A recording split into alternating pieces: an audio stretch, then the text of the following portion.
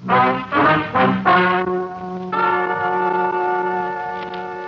and gentlemen, the story you are about to hear is true.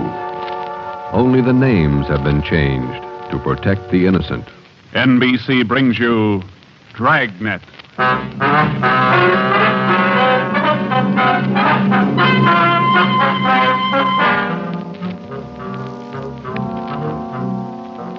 You're a detective sergeant. You're assigned to robbery detail. There's a potential killer on the loose in your city. 18 women have been beaten and robbed by this man. The newspapers call him the Werewolf. Your job is to get him. Dragnet, the documented drama of an actual crime, investigated and solved by the men who unrelentingly stand watch on the security of your home, your family, and your life. For the next 30 minutes, in cooperation with the Los Angeles Police Department, you will travel step by step on the side of the law through an actual case, from beginning to end, from crime to punishment. Dragnet is the story of your police force in action. It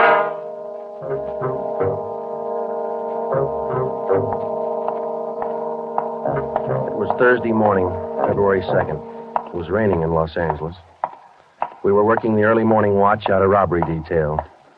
Detectives in Los Angeles work in pairs. My partner's Ben Romero. He's a sergeant, and so am I. My name's Friday. The boss is Ed Backstrand, chief of detectives. I was on the way back from the teletype room, and it was 3 a.m. when I got to room 27A, robbery detail. Hi, Ben. What's up? Keep your coat on, Joe. Just had a hotshot call. Coming, Skipper? Right behind you. Let's go, Freddie. Well, what was it, Ed? Another woman robbed, almost beaten to death. Well, how many does that make? About 18 in 6 weeks. Is that right, Skipper? Yeah, 18 too many. Come on down these stairs to the garage. Yeah. What about that suspect we had, Ed? You mean Martin? Yeah. Had to release him this morning. But I got a good tail on him, Henderson. Yeah. We got any reports yet? Nothing definite to hold him for. Here's the garage. Let's hustle it. Right. Then if this isn't Martin's job, Skipper, and he's not the right man... Then we start all over again, and we work night and day till we find the right man. Here's the car. Let's go. Ben, you drive. Yeah, all right. How do the victims describe this guy, Ed? Pretty sketchy. Supposed to be tall, dark, long black hair. Last woman said he had a face like an animal, something like a dog or a wolf. A wolf? Yeah. She said something like a werewolf. Something like a werewolf. Well, he almost had to be that, judging from the way he operated. He was either an animal or a raving maniac. One thing we were sure of, he was smart and he was dangerous.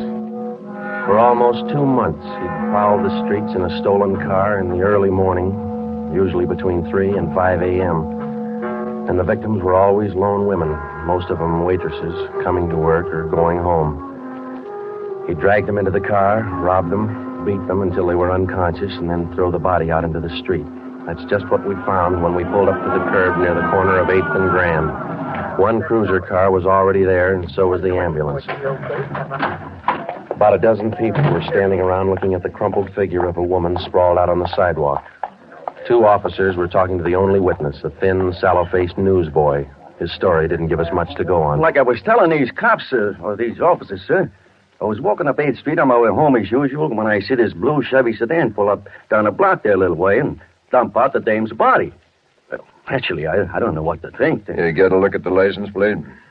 Well, no, I didn't. Tell you the truth, I could hardly keep from... Well, I was just plain scared. Mm. What did you do after you saw him throw the body out, son? Well, I just stood there for a minute, and the fellow in the car drove right on past me. Did you get a look at him? I sure did. How close were you when he drove past? Well, no, it couldn't have been more than, 8 or 10 feet away. I was right over there by the street light near the curb. Would you know this man if you saw him again? I don't know about his height or his build or his weight, but, mister, his face I'll never forget. Why do you say that?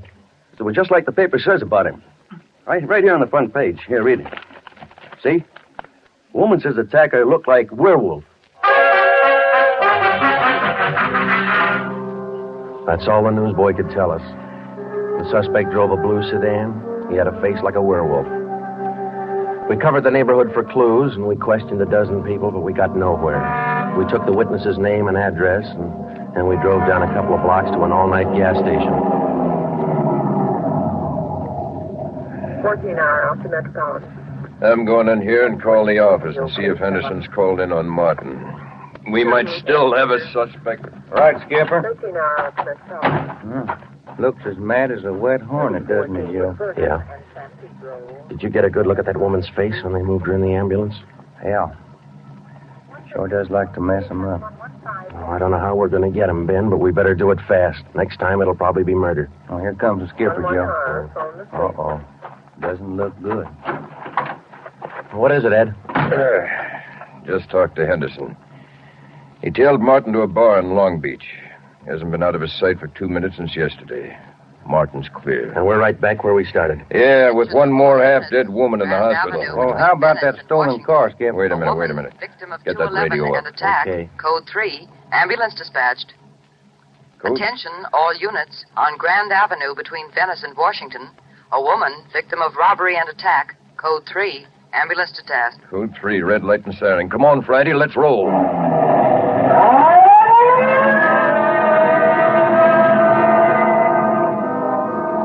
We couldn't be sure, but it sounded like another one. 6 minutes later, we were there. Same story. Werewolf. The next day, the chief ordered the number of cruiser cars doubled in the Central District. This was for the early morning watch, with plainclothesmen to back them up.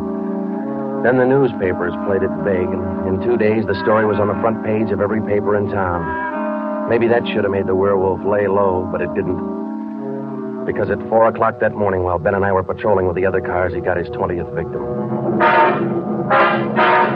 Attention, all units. Whittier between Soto and Matthews. A woman, victim of 211, an attack. Code 3. Ambulance dispatched.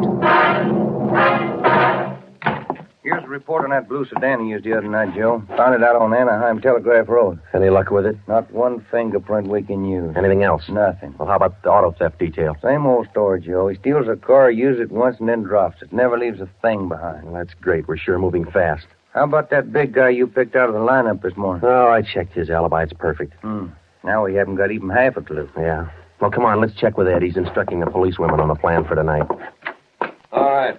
Now you've heard the report. You understand how the suspect operates and what you're to do. I think so. Remember, all of you forget you were ever policewomen. Change the way you walk, the way you carry yourselves. That's the part you're playing, all right? Okay. And be careful and don't take any chances. All right, Freddie. Okay, Ed. Now, just to make sure you look the part, we're spotting each one of you at different restaurants and coffee shops throughout the Central District. And from 7 o'clock tonight until daylight tomorrow, each one of you is going to be a waitress. You got that? Yeah. Okay, Ben, you want to give them their assignments? Okay, Joe. Well, here's the way it lines up. Marge Kissel at the Top Hat Cafe. That's on 9th Street between Alpharetta and Westlake. Okay. And Katie Welch, Joe's Coffee House, Brooklyn, Soto. Right. Pat Fielden at the all-night steakhouse on Figueroa Street between Florence No, and the trick of using decoys to lure criminals into a trap wasn't exactly new, but, well, it was just one of the old tricks that we figured might land the werewolf behind bars. At 7 that night, Ben and I made the rounds and found each of the policewomen on her job as a waitress. Well, the overall plan was simple. The girls were to leave the different restaurants between 3 and 5 a.m. that morning and pretend they were walking home. We mapped different courses for each one of them to throw out as much bait as possible and yet not to make it look suspicious. Each policewoman, from the time she left the restaurant and stepped out into the deserted streets, would be pretty much on her own. We had officers planted all along the way at designated intervals, but a big element of chance and danger was still there. All we could do was cross our fingers and hope. How much more time, Joe? Let me see. She's doing 2 minutes. Yeah. Waiting gets on your nerves. Then it won't be long. This corner doorway's a pretty good lookout spot. Yeah. Wait a minute. Listen. Who is it, Joe? Can you see? Get back. What is it? Wait a minute. It's Marge Kissel. There's a man following her, a big guy. If it's the werewolf, where's his car? I don't know. Maybe he changed his plans. Get back. Here they come.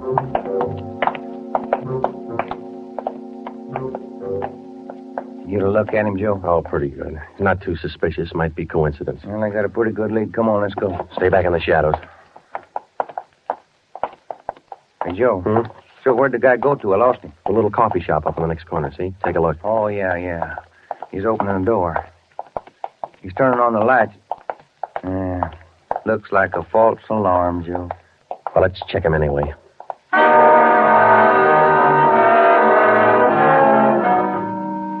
Well, I didn't think we'd be that lucky on the first try, and we weren't. We asked the man a few questions, and it didn't take him long to show us he wasn't our man. He owned the coffee shop. So, Ben and I went back and took up our posts again and waited for the next decoy. We covered that 10-block course 6 times that morning, back and forth, following the bait, but it was almost as if the guy could sense a trap. Not once did we get a nibble. By the time our last decoy finished the route, it was almost daylight. Joe, I never was so glad to see that sun come up in my whole life. My feet feel like they're puffing right up out of my shoes. Yeah, me too. Come on, let's get over to the car and check on the other squad out in Boyle Heights, huh? Mm-hmm. Oh. Hit the radio, will you, Ben? Yeah. Joe, there must be some easier job on the force than this. Yeah, you and me both. Now, let's see what happened to the others, huh? 80K to Unit 104K. Come in. 104K to Unit 80K. Go ahead. 104K, this is Friday. You do any good out there? This is Miller. I'll call Curtis. Stand by. 80K to 104K, Roger. What do you think, Joe? Maybe a bite? I don't know. Oh, this guy seems to work like a mind reader. Well, he can't win all of them. 104K to Unit 80K. This is Curtis. Go ahead. This is Friday, Al. How'd you do out there? Any luck? Just checked in the last gal, Joe. Katie Welch, not a sign. Okay, Al. Have the men check in. 80K clear. KGPL. Okay, let's go, Ben. When we finally got back to the office that morning, both Ben and I were ready for some sleep, but it didn't look like we were going to get it.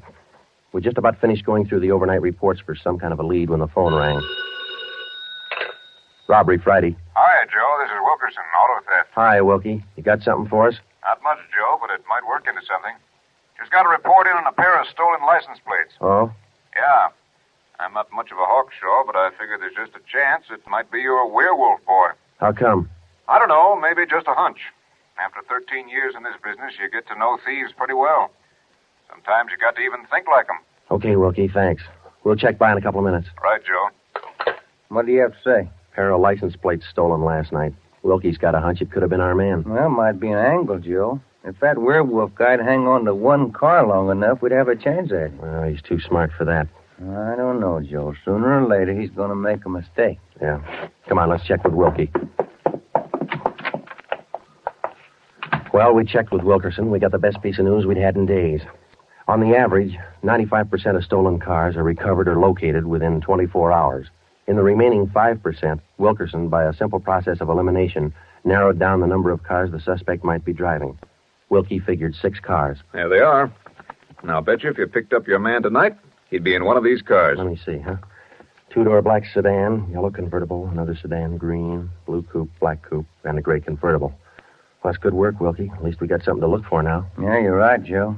Wilkie, you got the numbers of those stolen plates you're talking about? Yeah, right here, Ben. They're already on the hot sheet. Good. Keep us posted, huh? As usual, Ben. See you later, Wilkie. That's a good break, Ben. Something to keep us busy tonight. Tonight? What do you mean? We're setting another trap. Same thing as last night. Same police women, same everything. Well, only this time let's hope he steps into it. You know, Joe, this werewolf character's getting me mad.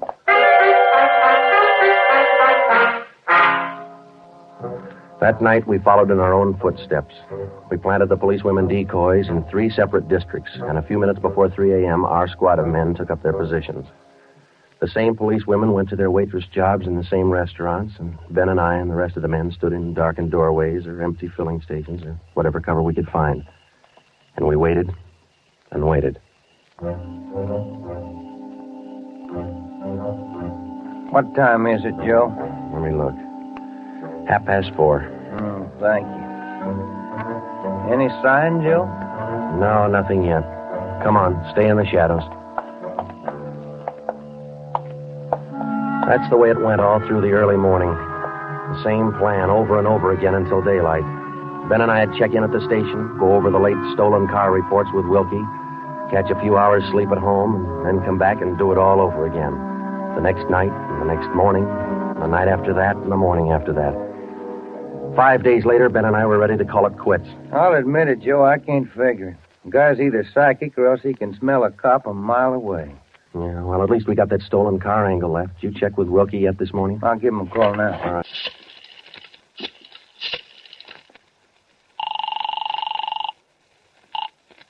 Auto theft, Wilkerson. This is Ben, Wilkie. You got anything for us this morning? Yeah, I was just going to call you. You fellas ought to let me solve your cases for you. Why? What'd you get? The boys picked up 3 of those 6 stolen cars since late yesterday. Great. Now, what does that leave us with? Well, here are the 3 still missing. Yeah. 4 X-ray 763. Yeah. 5-6 Young 342. Uh-huh. 6-1 Robert 385. Yeah. Got those? Yeah, thank you, Wilkie. Check you later. Good news? Remember those 6 missing cars? Yeah. Wilkie says the boys found 3 of them since late yesterday. Here's what's still out. The blue coupe, the yellow convertible, and the gray convertible. Yeah. Well, this feels like the right track for a change, Ben. Righty. Romero, got a minute? Sure thing, Skipper. Come on, Joe.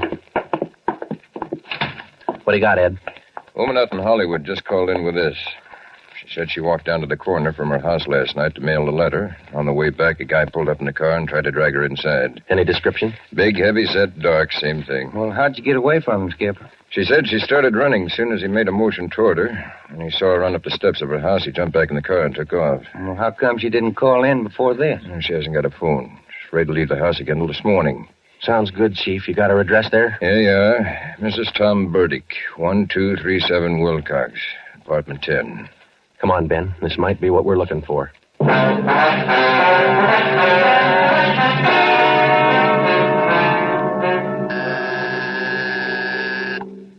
is it? Who's there? Sergeant Friday, ma'am. Police. Oh, just a moment.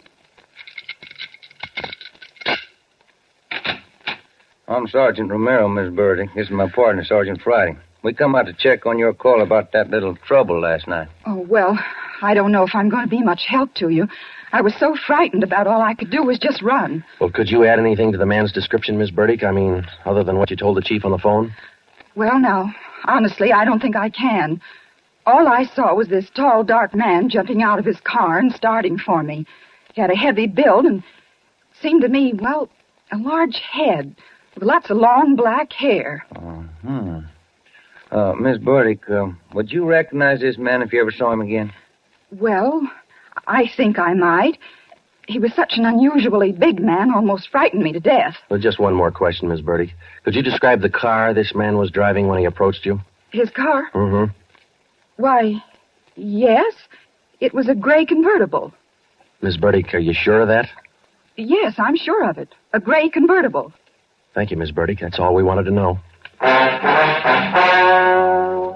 Sometimes when you're on a case, you can chase yourself around in circles for weeks trying to fit together just 2 little pieces of a yard-long jigsaw puzzle.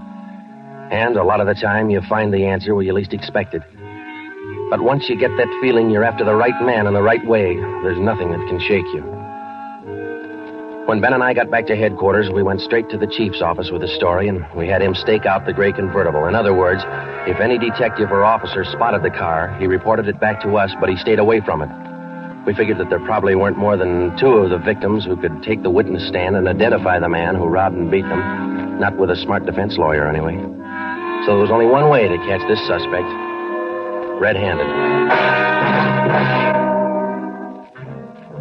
Here they are, Joe. Both sets of license numbers for that gray convertible. Here are the original, and here are the numbers on the stolen plate. Good. Everybody got a hot sheet? From the chief all the way down to the janitor. Fine. Now let's get together with Ed, huh? Hot shot, Joe. Grab it. I got it. On the corner of California and Oakwood, a woman badly beaten. On the corner of California and Oakwood, a woman badly... Come on, Ben, another one. But, Joe, it's broad daylight. Yeah, doesn't figure, does it? Come on.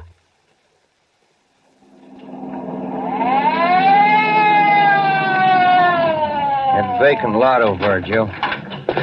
2 plainclothesmen and uniformed officers were keeping the crowd back. An ambulance was drawn up by the curb, but it was empty. When we got down to the rear of the lot, we found out why. They were waiting for the coroner. The woman was young, not much more than 30. Her body was half sprawled across the muddy ground, and her face was turned upward. It had been badly beaten. They figured it happened last night, Sergeant. Have the fingerprint men been notified? Yeah. How about the crime lab? Just called them. That's good. Now, let's keep everybody out of the area till they get here. All right, Sergeant. Who found the body? One of the kids in the neighborhood. Woman was dead when he found her. Did she live around here? About a half mile away. I hear she's got 3 kids. Or she had 3 kids. Uh-huh. You've seen enough, Ben? Yeah. Let's get on back to headquarters.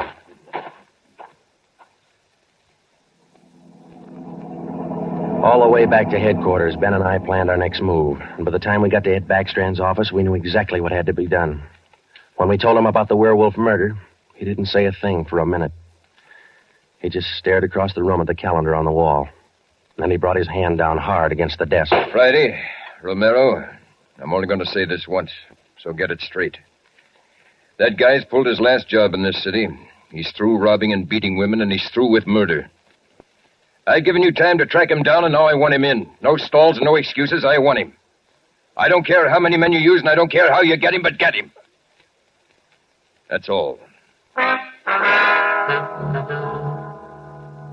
Ben and I worked all that afternoon, right through dinner, up until 8 o'clock. By that time, the overall plan was down on paper and already in action. It was one of the biggest things we'd ever tackled, and, well, we didn't know if it was going to work. We only knew it had to work. We had a squad of 65 cars to stretch out over 40 square miles of the city in one big dragnet. The blockade itself would be stationary most of the time, and working inside it would be 2 cars, 14 policewomen as decoys, with 2 plainclothesmen assigned to watch each policewoman. If and when the werewolf was sighted in the gray convertible, we'd automatically take over the police radio for the whole city, and Backstrand would direct the chase from headquarters. A little after 8, we had coffee and hamburgers, and we went to Ben's for a few hours. Ben tucked his kid in bed as usual, and then he laid down for a nap. I talked to his wife until I dozed off in the chair. At 11:30, she woke us up. I combed my hair, put on my coat. Cops' wives are like everybody else's. They worry. When we met Ed at headquarters, we did some last-minute checking on details with Backstrand for about a half an hour, and then we were all ready to go. By 5 minutes past 2, half the Dragnet crew pulled out of the police garage and scattered over the city to their places. By 2:35, the other half pulled out, and a few minutes later, Ben and I followed. At 3 minutes to 3 that morning, Backstrand took over communications and checked every car in the operation. Stand by. 617. It was a good start. Every man in his right place by the right time. The trap was set. All we needed now was to find our suspect, the werewolf, inside. Control 4 to Unit 80K. Control 4 to Unit 80K. 80K to Control 4. Go ahead. This is Backstrand, standing by. 80K, roger. Clear. KGPL. Okay, Ben. Now let's go find him. I got a hunch, Joe. Let's try the Wilshire district first. Sounds all right to me. Let's go.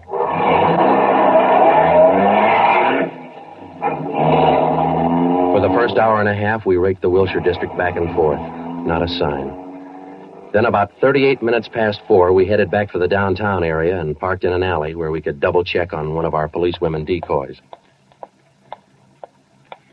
Here comes one of the gals now, Joe. Pat Field. Bet her feet are almost as tarred as mine. Did you see anything else, Ben? Nothing. Quiet as a church. No, wait a minute. Car just turned the corner. Heading up in the same direction she is. Joe. Joe, it's slowing down. Wait a minute. It's pulling up beside her. It's a gray convertible. It's him, Joe. Come on. Ben, get down. He sees us. He's got a gun. You all right, Ben? Yeah, look at that guy take off. 80K to Control 4. 80K to Control 4. Control 4 to Unit 80K. Go ahead. We've spotted the suspect. He's driving a gray Ford convertible, license 61 Robert 385. Suspect's headed east on Olympic from Alameda, driving without lights. Suspect is armed. He had a fast car and he knew how to drive it. We almost lost him twice. 2 minutes after we sighted him, Backstrand took over full radio control. Control 4 to Unit 80K. Your location? 80K to Control 4. We're traveling at a high rate of speed, headed east on Olympic, crossing Soto Street. Control 4 to all units. Stand by. Units 11A, 12, and 13R close in on the intersections at Olympic and Lorena. Units 41, 42, 45, and 104K move in on the next 4 crossings east of that. To the north and south, Units 105K, 14A, 17R, 43T. Block all main arteries.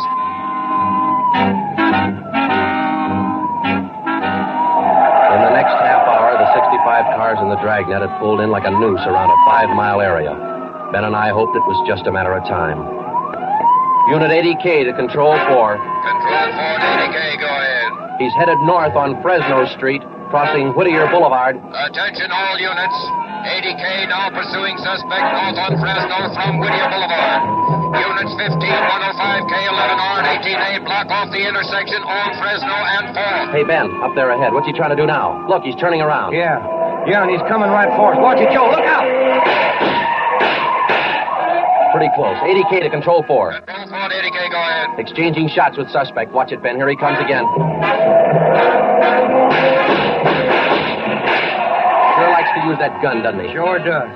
Hey, Joe, look. Look, he's turning east. He's running for Hollenbeck Park. Yeah, 80K to Control 4. Control 4, go ahead. Suspect just drove up over curb and into Hollenbeck Park. Control 4 to all units. Control 4 to all units. Converge on Hollenbeck Park. Suspect is in the park. He's armed. Use caution. Code 3.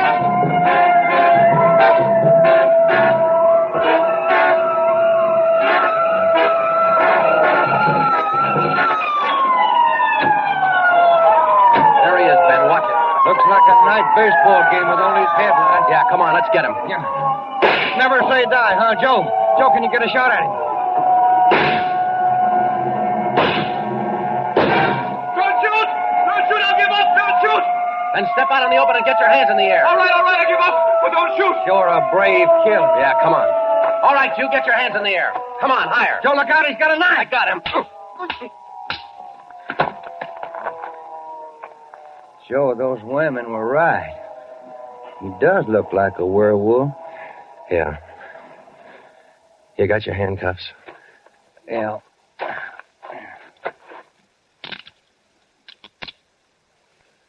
Okay. Got a cigarette? I've been out for an hour. Little place across the street. Maybe we can get some there. Okay. There's the crew from the 41R. Hey, fellas, take him into robbery, will you? Okay, Friday. I think there's a vending machine in there. Uh-huh.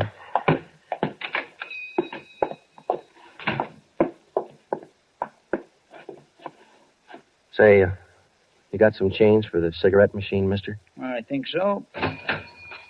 Say, who was that guy all them cops were after over in the park a little while ago? I picked up the werewolf. Been reading the papers? Yeah. You fellas cops? Yeah. Sure made it easy for you, didn't he? All you cops had to do was surround the little fella in the park. Nothing to it, huh? Yeah, that's right, mister. Nothing to it.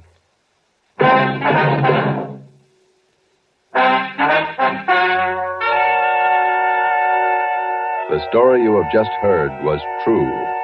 Only the names were changed to protect the innocent. Walter Barton, known as the Werewolf, was tried and convicted and is now serving a full life sentence at the state penitentiary.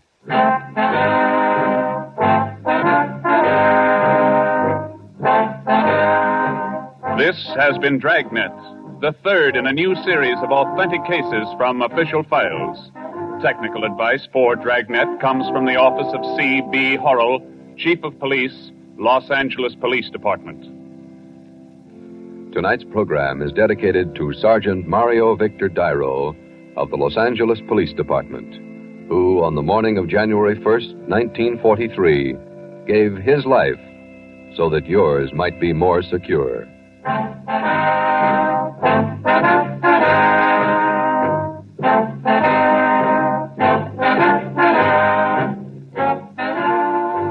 Dragnet came to you from Los Angeles.